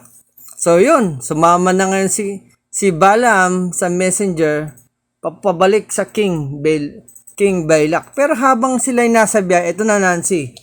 So, siyempre, nakasakay si Balak sa donkey. Balaam sa donkey, kasi parang Bale. Sumakay si Balaam sa donkey niya, at nauna siyempre yung messenger niya, nasa harap, siyempre, hindi niya alam doon, pupunta kay King Balak, di ba? Ito na yung sinasabi mo. In the middle of their journey, ang utak ni Balaam ay iba ang motive niya. Sumama siya, pero ibang motive niya, hindi sabihin yung will ni God. Kundi after siya sa perang nakikita niya, after siya sa pera niya, dahil piramin siya ng Balak, mas malaking pera ibibigay pa namin sa'yo. Kasi sumama ka sa amin habang mabiyahe siya doon. Nakatingin siya sa mga coins na gumagalaw na ganun. So parang, yun, that time, kasi na-corrupt na yan na. Na-compromise na yun. Na-compromise na si Balaam sa kanyang mission. Yun. Dahil sa pera. So that's the time, nagpakita ang anghel sa kanya na may sword. Ang nakita ng angel na may sword ay ang donkey. So yung donkey trembled. Siya, parang nagulat, natakot na dahil ang gusto mangyari ni angel ay distract si Balaam sa kanyang journey. To the point na yung donkey ni Balaam umatras. 180 degrees pabalik sa pinanggalingan ni Balaam. So, nagwala yung donkey niya. Nagwala. Hanggang sa point na pinarusahan niya ng gusto ni Balaam yung donkey niya. Hanggang sa biglang nagulat si Balaam. Nagsalita yung donkey niya. Sabi niya, Master, why are you hitting me 3 times? Nagulat si Balaam. Why? Sabi niya, what, do you make me fool before you? Ngayon nagsasalita na ako sa iyo. Sabi niya, kung meron lang akong sword, hindi lang patpat, baka may sword ako, baka pinatay na kita. Sabi ni Balaam kay Donkey. Sabi naman ni Donkey, sumagot naman. My master, sabi niya, my master. Di ba matagal mo na akong kabayo?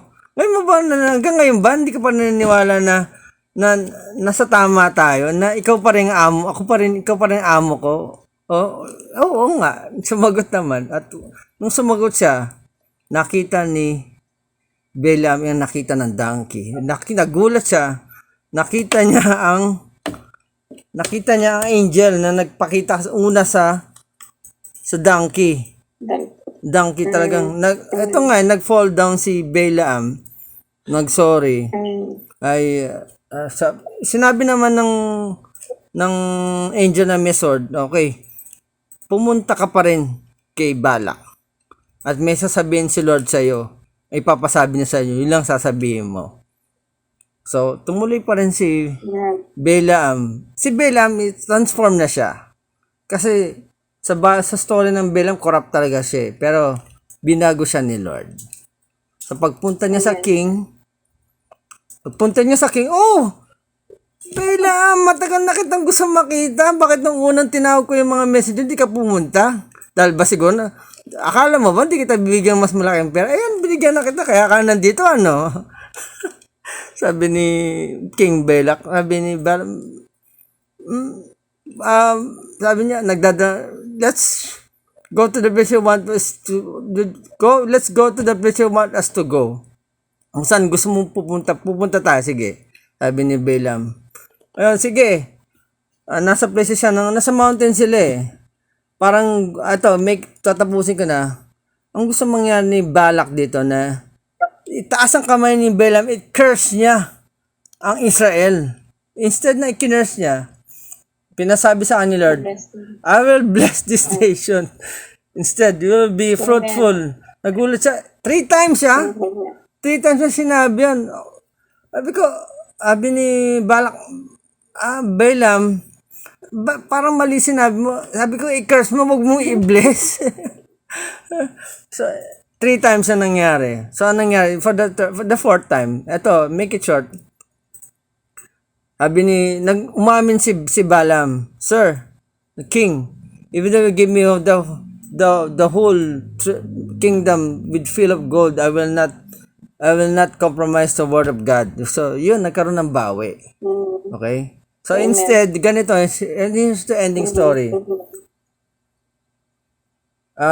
Sorry to say, Moabites, you will be the next. And the Israel will fulfill God's calling to their life. So, to make it short, hindi na pinakita yung doon. Tapos hindi na sinabi na, yun nga, akala natin, si Balaam ay, dati siyang corrupt talaga. He used to be compromising prophet. Pero, imagine mo, di ba may kilala tayong mga prophet, di ba? He compromised. He rather curse us. He give us the curse rather than prophesy us goodly. Kasi minsan ginagamit din talaga ni Lord ang tao to bless and to curse. Actually, prophet to eh. Kasi pag siya nagsalita talaga mangyayari kasi they're appointed to fulfill the nation's destiny. Kasi kung tayong salta bilang ordinary people, minsan pinapakinggan ni Lord ang ating curse o blessing. Minsan hindi. Pero ito, ibang calling prophet tong mga to. So that's why, Lord, pwede niyo namang hindi pakinggan si Balaam kung curse siya, di ba? Pwede naman, di ba? Hindi eh. Kasi sabi ni Amos 3:7, the Lord will do nothing unless He reveal His secret to servant the prophet. So, prophet is a calling eh. Kasi yung word ng mga prophet, kung kinurse niya o binless niya, it would happen. Actually, ito nga si Sadu. Sadu is a prophet of God. He cannot compromise because of the bribery na ginawa ni Balak. Kaya nga itong sinabi ni Nancy na, di ba? ah, sabi ni Nancy who taught Balak to put stumbling block before the children of Israel to eat, sacrifice to idols, and commit sexual yun ang Balak sana na gawin ni Balak sa ano. Yun ang curse niya kasi alam mo bakit? Gusto mangyari ni Balak ito gusto mangyari ni Balak na magkasala ang Israel laban sa Diyos. Magko-commit silang sexual immorality at idolatry. Yun ang gusto mangyaring curse na mangyari ni Balak sa Israel. Para inis na sakupin sila, yung Diyos ang magbawasak sa kanila, di ba? Wala nang ka-effort, wala nang gera mangyayari. Kumbaga, bakit sila maghirap? Yung Diyos nila, pinatay sila dahil sa kanilang kasamaan. Yun ang gusto mangyari ni Balak sa Israel. Using Balaam, kasi you have prophets as a powerful word to curse. When you curse them, because of Israel curse, their action is to commit sexual immorality and idolatrous sacrifice. Yun ang gusto mangyari ni Balak sa Revelations 2:4. Yes, ma. Kailangan ko ng application. Sige. Si Risa naman, please. Kasi, although story lang yan, pero balik tayo dun sa... Ano yan? kaya nga, Old story Testament. na... Old Testament, Story na totoo during their time. Pero ang anuhin natin, yung application niya sa ating as Christians today. Although example lang si Balaam, pero since compromise yung topic natin, ikukwento ko lang na yung true story na nangyari sa akin. Kasi isa sa mga reason kung bakit hindi ako naging active sa Facebook kasi talagang active yung high school and elementary ko when it comes to mga classmates ko and when it comes to reunion kasi lahat sila naging asensado talaga yung buhay. Marami nakapag-abroad, marami nakapag-asawa ng mayaman talaga, may mayamang Chinese, maraming nakapag-negosyo ng magaganda. Magaganda yung mga bahay, magaganda yung buhay, may mga naging police, engineer, accountant. Kasi ang section ko ay nasa section 1 ako, so lahat talaga successful sa buhay. So, kahit hindi ko section, ibang sections din, damay dun sa reunion na yon. Talagang very successful sila. And hindi lang isa, hindi lang dalawa, mga 3 beses yata ako na na-invite sa reunion namin, high school and elementary. Nakita ko talaga na, lalo na nung bagong kasal pa lang ako noon, na-invite ako, wala akong magawa since alam nilang kumakanta ako, alam din nilang nagpe-pray ako. Oo, pinalid ako ng prayer. Kaya lang, yung atmosphere is inuman. And then, ako yung inassign sa games. Tapos yung games namin, na-compromise talaga ako dahil yung games na gusto nila, alam mo na, pang mundo, yung tipong, pang mundo talaga. Kasi, hindi talaga maganda. Kumbaga, kung aanuhin mo, meron din kinalaman na sexual immorality na very subtle. Kasi, for example, yung, halimbawa, yung beer, nilagay sa chupon. Tapos iinumin nila from the chupon ng bata. Oo. Kahit contest. Contest yun. So, wala sa akin, although hindi ako bumili, sila lahat nag-finance kasi mayayaman sila And may mga other games na hindi ko na maalala pero talagang malaswa yung dating. So, reunion yun although mababait sila, wala akong masamang sa kanila, but their lifestyle, their hindi ko talaga doon pa lang nung time na wala pa akong anak. Bagong kasal pa lang ako. I felt left out in terms of pamumuhay. Hindi ko yun pamumuhay Even the language. Hindi ko rin language yung mga language nila. Although klase mo sila ng high school, although nakilala ko sila. Bakit na high school ba sila? Mabait sila? Ganun pa rin. Ganun, mababait sila hanggang nung nakilala ko sila, but their lifestyle, their language, and kahit i-inject mo, pride, no? kahit na-inject mo si Lord, hindi ka talaga makakasingit kasi mas nangingibabaw yung usapang pangmundo kaysa sa kay Lord. Ayun. Tapos, in the first place, meron ding importance ngayon na nararamdaman ko na when you're in that place, that's the reason why God is crying out in Revelation come out of Babylon. Come out of her, my people. It is the system. It is the tradition that we're going to come out. So, ang application natin yan kasi yung nakita ko na katulad nun, ang laking perwisyo na madaling araw akong uuwi. Tapos, iba pa yung setting ng bahay namin dito dahil hindi pa kami nakahiwalay. So, andyan yung abala ng maririnig nila yung bukas ng gate. Andyan yung abala ng alam mo yon yung may late na umuuwi. So, yung ingay na nakakaabala. Tapos si Ian, nag-aalala sa akin dahil nakauwi ako 2:00 ng madaling araw. Although, kinakabahan ako kung paano ko uwi. Kasi hindi pa naman uso yung Grab nun. Tapos, nataon na may kaklase ako na police. Dalawa sila. Yung isa engineer, yung isa lawyer. Parehong lalaki ha. Wala akong choice kundi sumabay umuwi. Alam mo yon yung wala akong magawa eh. Kasi, nakikisuyo na nga lang ako dahil hindi ko alam kung paano ako uuwi. So, Sa Eastwood, di ba? oo. Tapos, and mind you, ang very shocking na revelation na sasabihin ko sa inyo is, since ino-open up na rin naman nila ni Lord, kasi hindi naman ipapakita yun kundi very timely eh. The most active in this kind of things is in the church. Yung reunions, yes. Kasi lahat nakadesenyo yan. Sa totoo lang, deeply penetrated ang church ng tradition. Hindi siya halata kasi nagiging godly in a way. Used in a godly way. Pero kung titignan mo, very subtle yung merrymaking, very subtle yung vanity, very subtle yung chismisan. Kala mo walang sabi nga, kaya nga yun ang unang pinuntiryanisado eh. Nung mga unang panahon na bumibisita siya sa IFP. Isa sa mga,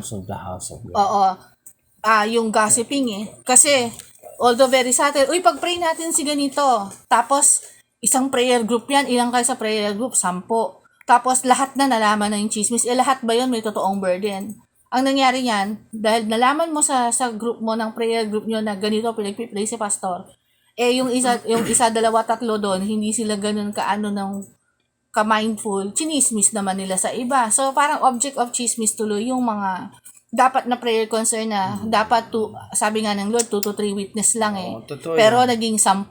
Tapos, hindi pa doon yung iba sincere magpe-pray, gagawin nila. Chichismis lang nila si pastor, ganyan. Ay, si ano na nga niya, ganyan.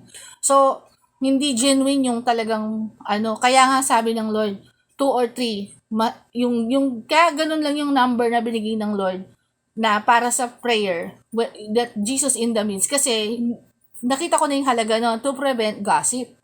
Kasi once nag-agreement kayo kay Lord, meron dong kahit paano may responsibility and accountability na nagpipray ka, hindi para i-chismis yung tao, kung hindi. Pero nangyayari talaga sa church yan. Naging tradition yan na instead na mag-prayer, pero binabaliwala kasi hindi naman yun ganun na nagiging point of view na, syempre, sino ba yung, tandaan nyo yung mga spirits na pupunta sa church na aatake, lalo na kapag ang church walang backbone ng intercession, hindi maliliit na demonyo yan. Andyan si pride, andyan si deception, andyan si witchcraft, andyan si gossiping. Actually, maliit nga lang yung gossip, pero mga small foxes that spoils the vine yan. Yan yung sinasabi ni nanay.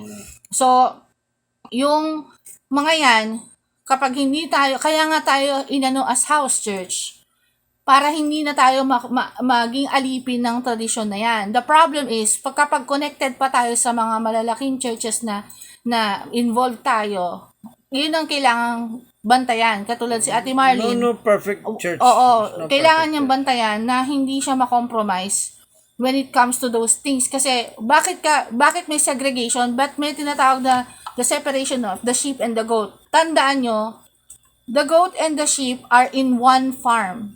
It's like just in one church.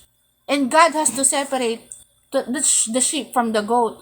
So, when the true sheep of God hears the shepherd's voice. Okay, kaya nga yung ang galing pag napanood kayo ng mga shepherd, kung paano nila napapasunod. Whistle pa lang ng shepherd, alam na nila. Kapag sobrang intimate na yung sheep, hingal pa lang ng shepherd niya, susundan niya na yon. Breath pa lang ng shepherd niya, masusundan niya na. Kaya there's a separation. Take note, the separation it's not actually outside of the church.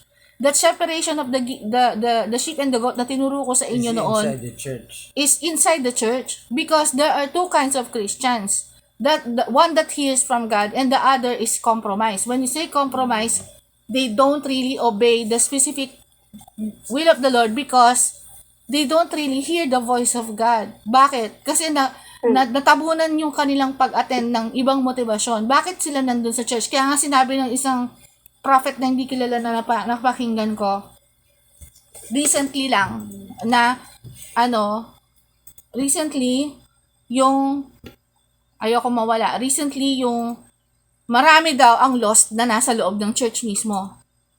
Sila mismo sa loob ng church lost. Bakit? Kasi nga, nandun ka sa church, hinila ka lang, maganda lang yung music, maganda lang yung program, magaling lang magsalita si pastor. But yung relational na meron kang relationship sa Lord, kaya ka umattend ng church, hindi lahat ng umattend sa church may ganun.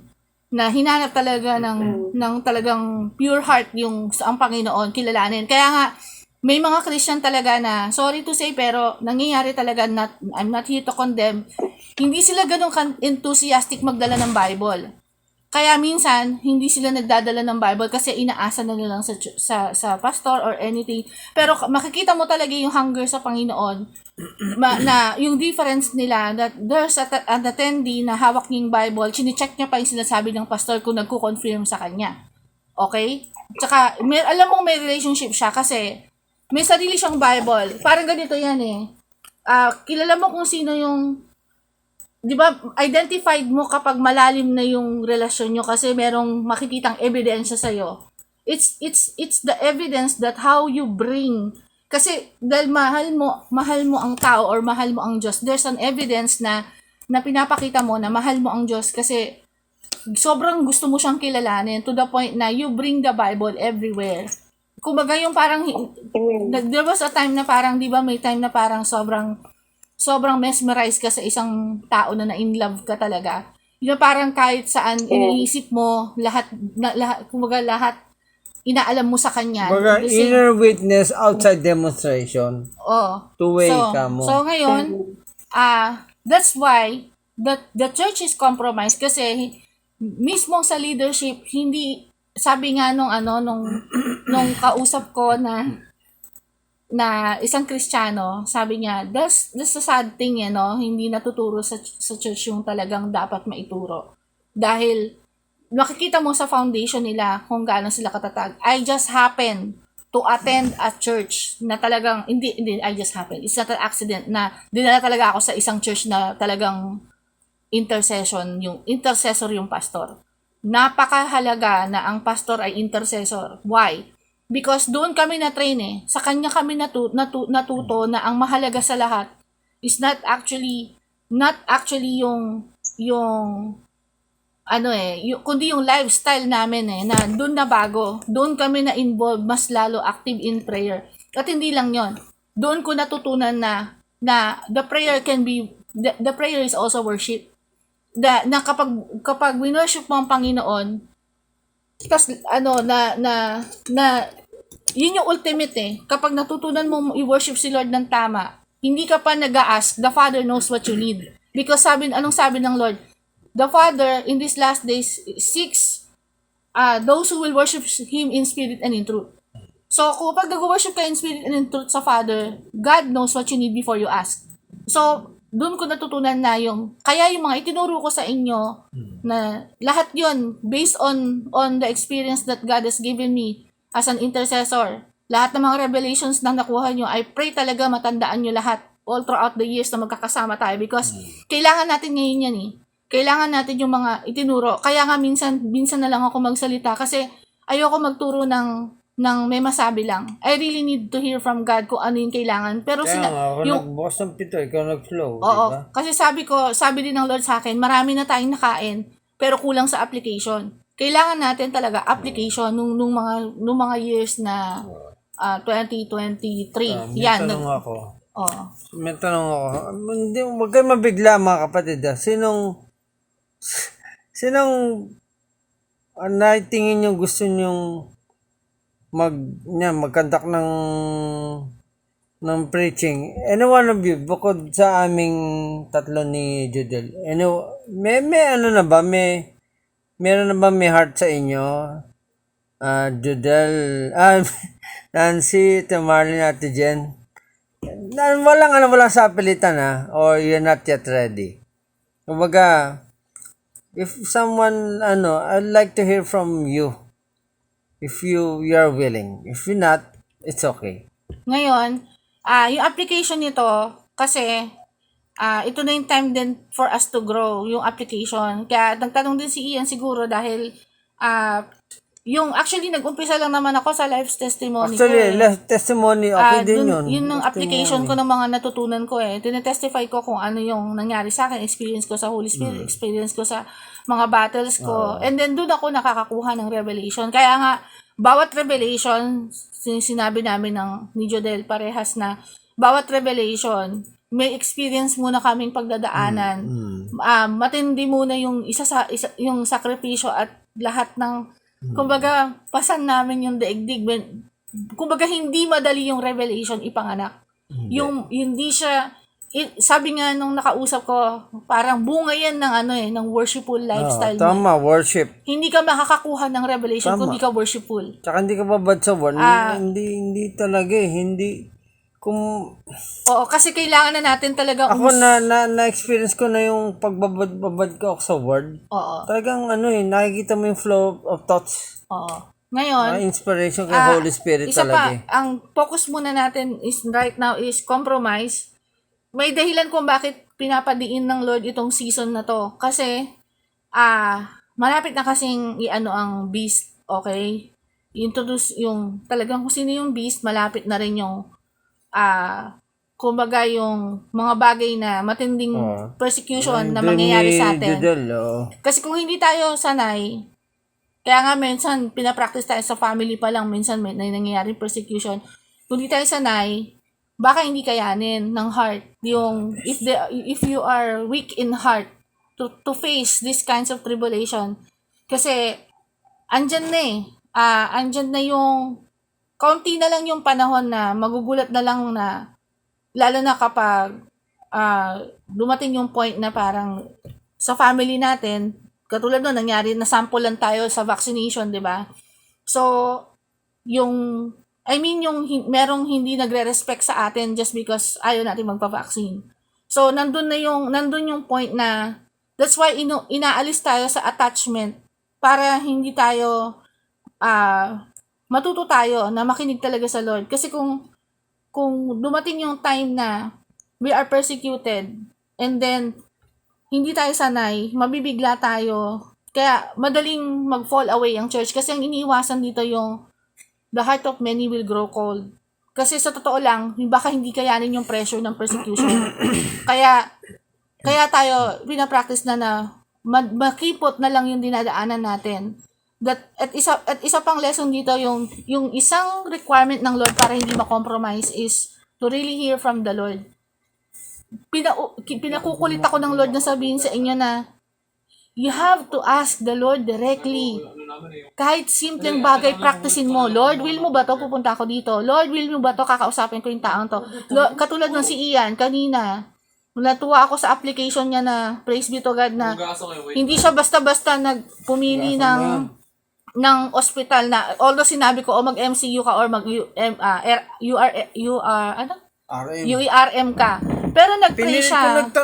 Nagtanong siya kay Lord. Lord, sabi ko kung anong desisyon ko, Lord, desisyon mo. Dahil hindi ako nagagalit kay Lord. Kumbaga, humingi direction. Nilalalapat ko, Lord, ang sitwasyon ko sa inyo. Oo. Kasi na mag-isip-isip ko, yung government, libre, pero alam mong maraming tao. Oo. So, actually, pag pumunta ka, makompromise ka, malayo, di ba? Now, sa practical. Alam ko marami din experience si Jodel dito pagdating sa compromise kasi pinadidiin ng Lord to Kasi yung dream niya, sa totoo lang, Jodel, humingi din talaga ako ng revelation kay Lord na magkaisa tayo dito kasi alam ko yung mga families natin nagre-require ng mga ganyan. Kaya mahirap talaga na na hindi talaga mas malinaw yung makita natin when it comes to direction. Kasi, Basa mo yun, Hans, ha? kasi, sa totoo lang ako, hindi ko man siya nakita in the spirit na ganun yung mga demonyo, pero naranasan ko talaga siya all Sino? throughout Sino? the... Nakita ni Judel, di ba, nakapila yung mga demonyo na sasakay sa kapag umaattend ka ng reunion. Ako, first hand kong naranasan yan. Ano yung epekto pagkagaling ko sa reunion? Kasi talagang, as a warrior, as a intercessor, mas sensitive ako eh. Kung talagang intercessor ka, sensitive ka eh. Alam mo yun yung pagkagaling mo doon, parang feeling mo binugbog ka. Kasi ang daming spirit doon eh. Kung hindi ka intercessor, wala lang sa'yo yun pag uwi mo. Pero dahil intercessor ka, ramdam mo yung bugbog, sarado ka. Alam mo yung sobrang nasusuka ako pag uwi. Alam mo yung talagang hindi ko maintindihan pananakit ng ulo. Pag uwi dito, parang irritable ako. Alam mo, I can sense that something has happened because I compromised. Nagets nyo? So, kung hindi ka intercessor, wala lang yun pag uwi mo. You're not attacked kasi hindi ka naman intercessor eh. Pero kung, tsaka halimbawa, hindi ka naman Christian, umatin ka sa ganun, wala lang sa iyo. Kaya nakita mo silang sasaya nila sa FB. 'Di ba? Parang wala lang. Pero iba tayo eh. Warrior tayo kaya makakaramdam ka. Unless you're a warrior, an intercessor, you will feel that. Or kung hindi ka pa nag-grow sa ganun, wala ka pa sa level ng intercessory, siguro hindi mo pa nararamdaman yung bugbog sarado ka. Pero dahil malalim na ako nung time na uma-attend ako ng reunion, kahit papano, I sense it. Kaya, iba talaga pag nakakarinig ka kay Lord. Kasi, o kaya, minsan narinig na natin kay Lord na hindi pwede. Katulad ng si Balaam, di ba? Kumbaga, narinig niya na eh.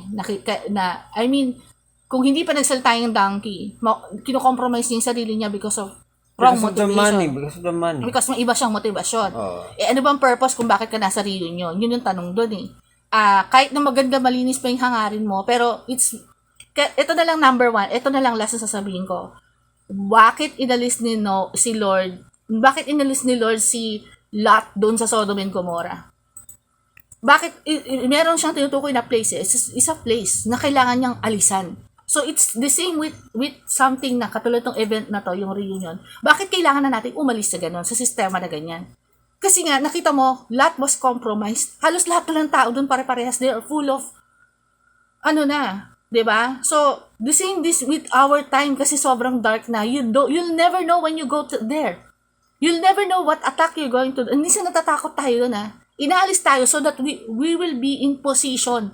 You will not fight in the barracks of the enemy. You will fight in the barracks of the Lord. Kaya nga sabi ng Lord, come up higher. Doon tayo sa Zion, doon tayo lumaban na kasama si Lord. Hindi yung nandun ka sa barracks ng kaaway. Yun lang, Jodel. Ikaw naman, sige. To give oras. Glory to God. Yan. Order ka na. Si Hans na kukuha. Ayan. Tatapusin ko to sa yung whole week, ang sabi ng Spirit ng God is, come up here. Come up here. So, nasa yung come up here? Nasa Book of Revelation. Yes, nasa Revelation. Doon sa chapter 4. Ang pinapaakyat lang ng Lord is yung mga intimate people. Yung naka-intimacy na sa God. Come up here.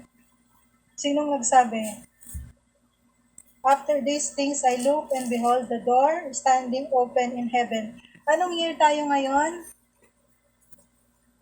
Anong year tayo ngayon sa Jewish? Naku, 4, hindi ko alam eh. Year of the door. Ay, ala ko, yung number eh. Year of the door. Year of the Year door. 755. Sa Chinese, Year of Land daw. Bahala sila. Ito pa, dragon nga yung... Year of the Dragon daw. After these things, ako yung anak ko nagluluto na. Pengi!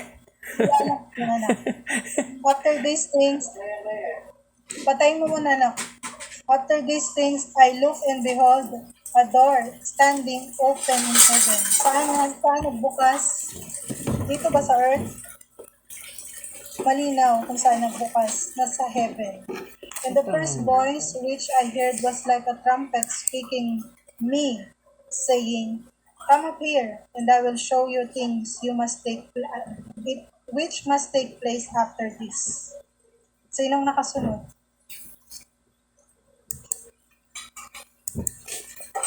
Ito na yung position na intimate sa God. Makita nyo? Verse 2.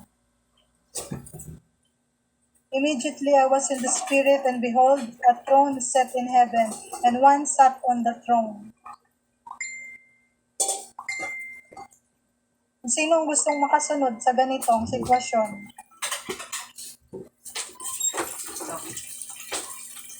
Kasi, i-release na lang God sa mga mata ng intimate sa Kanya yung 4 living creatures. The throne of heaven. Pag binalikan natin yung preaching nila Sadu, nila Neville Johnson, ang sabi doon, in the last days, maraming saints ang makakaakyat baba sa throne ng God. Kasi magbibigay ang God ng mga instruction para dito sa lupa. So the invitation is already open last week. Ang sabi, last week I heard the Spirit habang nag-worship tayo, the trumpet sound. So sunod ng trumpet sound, ngayong week na to, ang narinig ko naman ang sabi, come up here. Kasi nga, this year is the year of open doors, na kung saan lahat ng pintuan bukas. So, ibig sabihin, pag bukas lahat ng pintuan, hindi pwedeng lahat yan pasukin mo. Hanap ka lang kung nasaan ka banda. So, ang invitation ng heaven is, come up here, kasi bukas yung pinto doon sa heaven, and I will show you things it must take place after. Sinong gusto na makakita ng mga pwedeng mangyari? Ito yung invitation. Doon sa, yung mga talagang mag-i-intimate sa God, makikita nila what things must take place. Pagkatapos, sunod ulit. Yun na yung mangyayari. Seryosohin nyo o hindi, nasa inyo yan.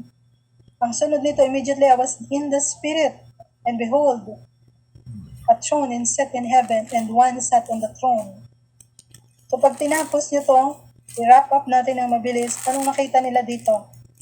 Yung great throne in heaven, which is ang pinaka throne na, and then nandun yung 4 living creatures. Yung great revelation na. Bakit nakaakyat? Bakit may invitation sa revelation? Kasi nga, nasulat na ito because sabi nga nila Nabil, these last days, the invitation of heaven will be open. Amen. So, Nance, nabasa mo ba? Makita mo, nasundan mo? Revelation, very ano yun, sister? Amen. Revelation, ano This is yun? very exciting. Revelation chapter 4. Okay, The po. throne room of heaven. Oo, yung Ito na yung- kinakanta natin to eh. Ito na yung ano ng God. Ito na yung season natin ngayon. Ate? Oo, Jill Shannon. Dalawang kanta niya. So, alam nyo, tingnan nyo itong mabuti ha. Itong revelation na to, isumahalaga ngayon. Bakit? Kung siseryosohin ninyo, sabi nga ni Yen, the heaven is open. So, yung makakakit lang doon, yung may intimate sa Lord. Kaso nga, Intimate ang mga bata, relationship, kahit makukulit, kahit kasi makukulit ang bata, bakit nakapalitin sila ng revelation? Kasi nga, gaya nga ng pinaliwanag ni ate kay Love Love. Sabi ng God let the children come to me. Kasi kahit anong pagkakasala nila, they are innocent in the eyes of God. Kaya nga, unless daw na ang karakter ng isang tao ay hindi maging kagaya ng isang bata, Hindi Not inherit makapasok the ka rin kingdom ng of Diyos. heaven. Kita nyo, sundan nyo ang revelation ng God. Oo. Kasi andito na tayo ngayon. It's our desire to really come up. Kasi, nag-set na ng time and season ng God. So, ito yung season natin, which is the door of heaven is very open wide. So, kahit sinong mag-desire na maka-intimate sa God, magkakaroon ng access dito. Hindi ko na yan masyadong papahabain kasi overtime na tayo. Time na tayo. Ihahabol ko na lang to. Ihahabol ko na lang to sa susunod. Susunod, pwedeng ikaw na ulit, Jidel. O ikaw ma. Sino Okay lang sa'yo? kuya, sige. Okay lang naman. Ano muna ako, listener naman ako or answer sa questions ninyo. Let us pray.